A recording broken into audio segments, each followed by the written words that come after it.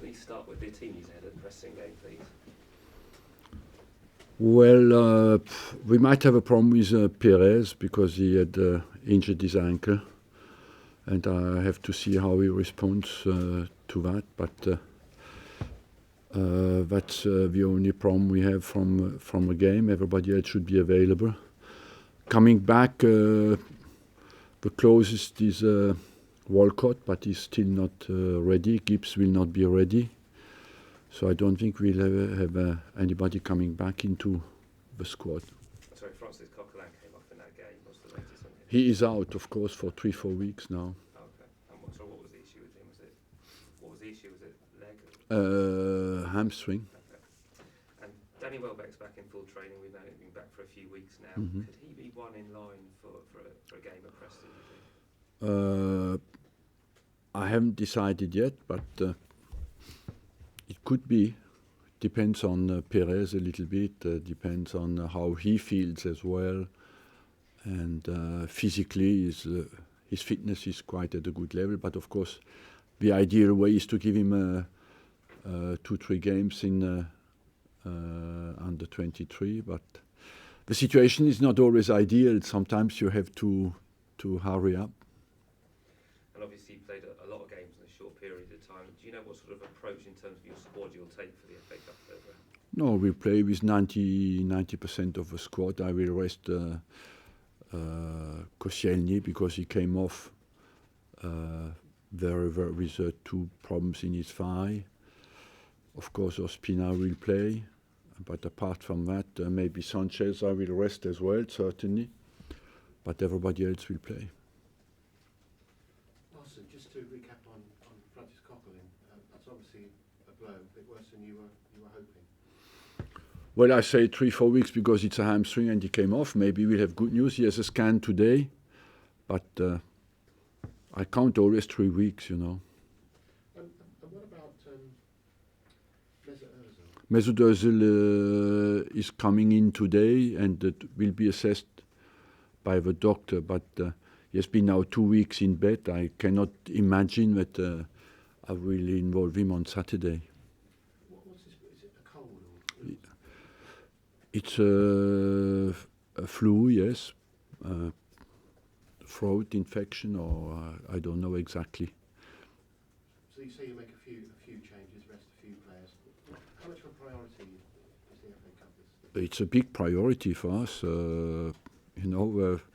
We've shown historically that we care about that competition, and it's a massive competition for everybody. To win the FA Cup is, of course, always a target every year.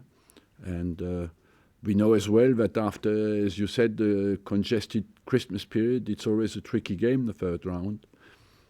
And that's why I believe that's a mental challenge as well for the Premier League teams to prepare well, not to have a bad surprise. And especially when you go today to a championship team, it's always difficult. You said that Sanchez is one of the players that you will rest. Are you concerned by his body language at the moment? I'm referring in particular to the throwing down of the gloves in frustration after the Bournemouth game. Yeah, what is surprising there? We want to win the games. When you don't win, you're not happy. That's normal. And what was he like in the dressing room after? All right. I guess you want to see that kind of passion. Of course. You know, you do not, without passion, you do not come back. If when you're 70 minutes 3-0 down, without passion, you don't come back in the Premier League. First of all, it's exceptional. And it doesn't often happen in the Premier League, you know, and you need a special response to come back, what we had. But we wanted to win the game and we didn't win, and we're all frustrated. So he's fine. Sanchez. Of course, he's fine. Talking about passion, obviously Giroud played a big part in that comeback, and he celebrated, didn't he, after the equalising goal? Would you prefer him to get straight back on? Yes, of course. You understand both, because we're 3-0 in the head of the players. The game is lost, but ideally you want the guys to take the ball and put it in the middle of the pitch. But you can understand, like you say, the celebration. After last night's game, I'm sure you saw it. I don't want to ask you about that, but do you think now this is a 6-horse very competitive level? It looks like Chelsea is still quite comfortable, but when you're interrupted in a series of wins, of course, it raises always hope for others and makes you have to restart again. So I think it's an open league, it's true, and it's a second part of the championship starts now. You know, we know that January until May, it's a moment of truth for everybody. Who will come out of this race? It's very difficult to predict at the moment. Don't want to keep to them. A couple more from me. Have you had any offers? You said last week that you were open-minded and maybe in the market for Carl Jackerson and Matthew Debucci to move out in January. Have you had any offers for either of them? No. Is that still the case? You're happy to see them move out? We'll see, yes, what happens, yes. Ricardo Pereira, a very versatile fullback. No. Interest in him? No, we are no. And I've got a final question from me. You're one of the few people, it would seem, Arsene Who we had when you joined Arsenal. We're getting Silva Who. Marco Silva looks like he's reached a deal with Hull. You know him well from the Olympiacos game a couple of seasons ago. Yeah. Can you tell us about him? What kind of coach he is? Not too much, no. I think if Hull is interested, they know him well, and I do not want to give wrong advice here. Thank you. Arsene, just one more about last night. What did you actually make of the game? It seemed to be very competitive. There wasn't too much between the sides. Yeah, I agree with you. It was very competitive, very tight as well, and based a lot on organization, desire not to lose at the start, of course, because it was a big game. And in the end, as many times, you know, just the goal before half-time certainly played a big psychological part after in the second half. And overall, I agree, it was a tight game. But Tottenham could take the advantage because two great goals from two great services from Eriksen and two great headers as well from Dele Alli. You say clearly you're not going to be taking quite your first choice team to play Preston. I will take my first choice well, team. Your first choice team, yes, but a few players will be rested, put it that way. You've already admitted that. At the moment, I would say Ospina anyway, he plays in the Champions League, maybe 2 or 3 players. The general point I'm making, though, is that a few clubs, even in the Championship, don't necessarily play their strongest 11. They rest 1 or 2 players. Do you think there's anything that the FA Cup, that could be done to the FA Cup to just restore a little bit of its prestige? Look, it is it's a little bit a debate every year, you know. And first, personally, I have no special solution.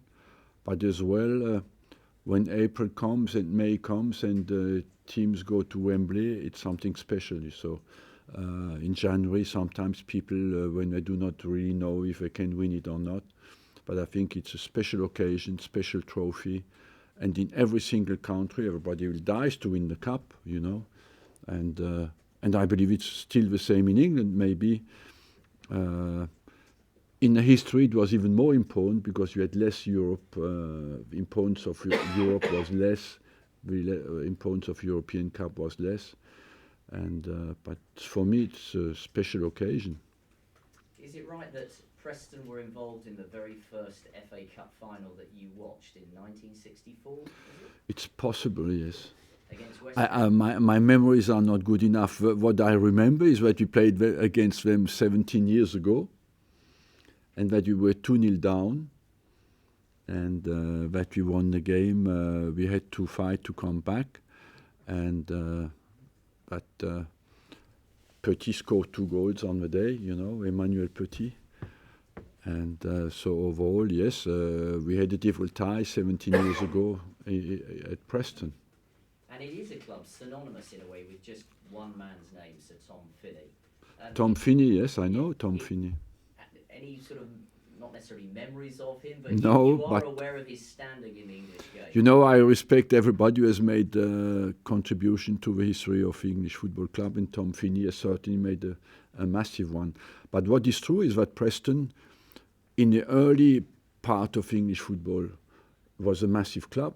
with a huge history, and they are now back in the championship. So and they produced as well many young players historically, who have made it after.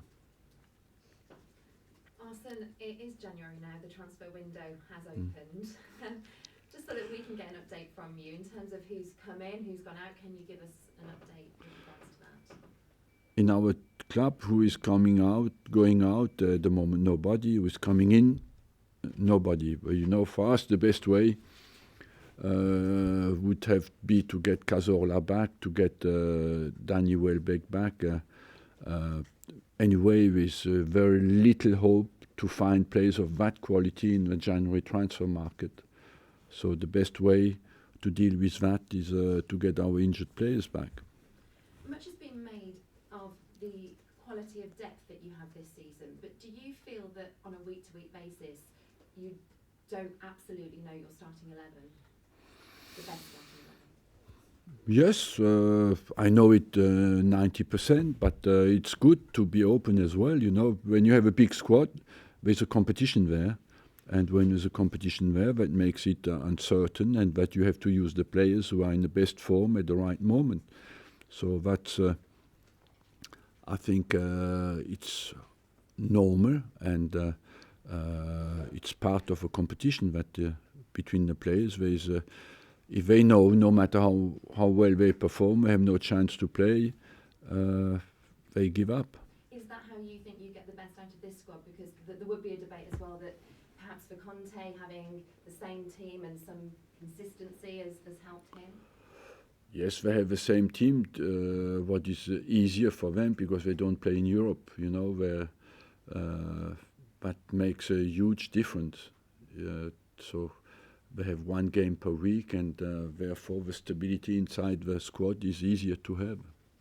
Finally, do you think the battle even to get into the top 4 this season is going to be a challenge? For everybody, but at the start you want to win the league and give absolutely everything to do it.